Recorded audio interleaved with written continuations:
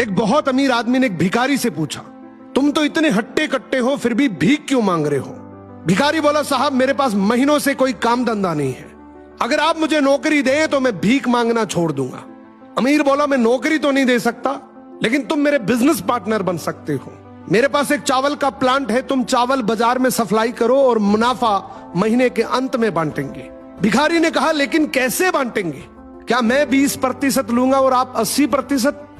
अमीर बोला, मुझे सिर्फ 10% चाहिए, बाकी 90% तुम्हारा होगा, ताकि तुम जल्दी तरक्की कर सको। भिखारी ने जोरों से काम शुरू कर दिया। उम्दा चावल और सस्ते दामों से उसकी बिक्री बहुत बढ़ गई और उसे खूब मुनाफा हुआ। लेकिन जब मुनाफा बांटने का समय आया तो भिखारी ने सोचा, सारी मेहनत तो मैंने की है, तो अब अमीर आदमी को 10% क्यों दूं? अगले दिन अमीर आदमी आया और जब हिस्सा मांगा तो भिखारी ने बहाना करते हुए कहा कि साहब मुझे तो बहुत नुकसान हुआ है, मुझे जितना मुनाफा हुआ है उतना तो कर्ज चुकाना है, तो इस हिसाब से मुझे कोई मुनाफा नहीं हुआ, तो आप इसके हकदार नहीं हैं। अमीर आदमी ने कुछ नहीं बोला और वहां से चला गया।